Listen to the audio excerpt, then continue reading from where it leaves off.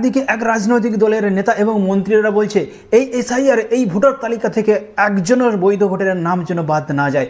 আবার অপরদিকে আবার এক রাজনৈতিক দল তাদের নেতাদেরকে নিয়ে এবং আন্দোলন করে তীব্র প্রতিবাদ করে তারা বলছে এই এসআইআর আমরা হতে দেব না।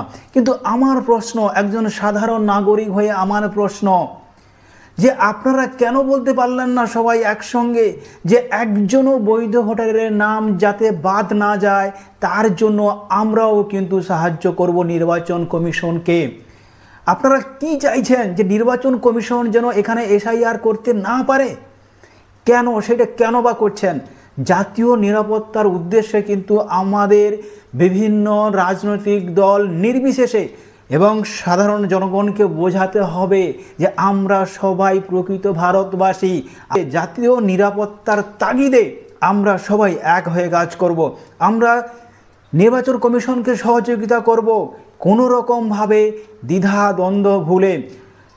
অবশ্যই এটা মানতে হবে আমাদের রাজ্যের যে সীমানা, সেই সীমানা পেরিয়ে কিন্তু অনেক অবৈধ নাগরিক কিন্তু অন্য দেশ থেকে আমাদের দেশে চলে এসছে, অর্থাৎ অনুপ্রবেশ হয়েছে, অবৈধ অনুপ্রবেশ হয়েছে।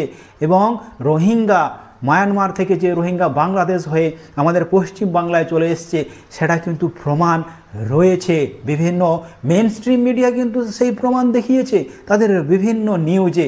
তো সেই জায়গা থেকে আমার একজন সাধারণ আমি নাগরিক হয়ে এই প্রশ্নটা সমস্ত রাজনৈতিক দলের কাছে রাখলাম যে আপনারা আপনাদের দল নির্বিশেষে সবাই কেন এই কথাটা বলতে পারলেন না নির্বাচন কমিশনকে যে যাতে আমাদের রাজ্যে একজনও বৈধ ভোটারের নাম বাদ না যায়, তার জন্য আমরা আপনাদেরকে সহযোগিতা করব, আপনাদের বেশি কষ্ট করাবো না। কেন সে কথাটা বলতে পারলেন না? কিংবা কেন বলতে পারলেন না যাতে অবৈধ ভোটাররা এইবারের ভোটার লিস্ট যাতে না থাকতে পারে, তাদেরকে আলাদা করার ক্ষেত্রে আমরা কিন্তু সহযোগিতা করব আপনাদেরকে? কেন বলতে পারলেন না? আপনারা কি বলতে চাইছেন বা আমাদের রাজ্যটাকে কি করতে চাইছেন আপনারা? যে অবৈধ নাগরিকে ভরে যাক, কিংবা রোহিঙ্গা বাংলাদেশি অনুপ্রবেশকারীতে ভরে যাক, বা যারা মৃত ভোটার, যারা দ্বৈত ভোটার, দুই জায়গায় যাদের নাম রয়েছে, যারা ট্রান্সফার নিয়েছে এখনও পর্যন্ত ঠিকঠাকভাবে ভোটার তালিকা এখনও পর্যন্ত স্বচ্ছতা আসেনি, তো সেই সব নামগুলো থেকে যাক। কেন বা চাইছেন আপনারা? কি উদ্দেশ্যে?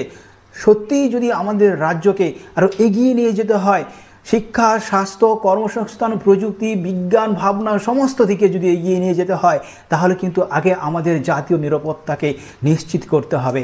আর জাতীয় নিরাপত্তাকে নিশ্চিত করতে গেলে এই এসআইআরকে স্বচ্ছভাবে, নিরপেক্ষভাবে, কঠোর হাতে কিন্তু করতে হবে।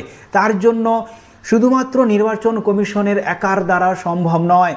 কেন্দ্রীয় সরকার, রাজ্য সরকার, বিরোধী সরকার, যত ধরনের রাজনৈতিক দল সবাইকে নির্বিশেষে এক হয়ে কিন্তু এই ভোটার তালিকার ঝাড়াই বাছাইকরণে সহযোগিতা করতে হবে। তো এখনও পর্যন্ত কিন্তু আমি দেখলাম না কোনো দল নিরপেক্ষভাবে কথা বলছে, কোনো রাজনৈতিক দল নিরপেক্ষভাবে কথা বলে নির্বাচন কমিশনকে সহযোগিতা করতে চাইছে। এখনও পর্যন্ত আমি একজন সাধারণ নাগরিক হয়ে আমি আপনাদেরকে এই প্রশ্নটা রাখলাম আপনাদের কাছে যে কেন আপনারা এইটুকু করতে পারলেন না?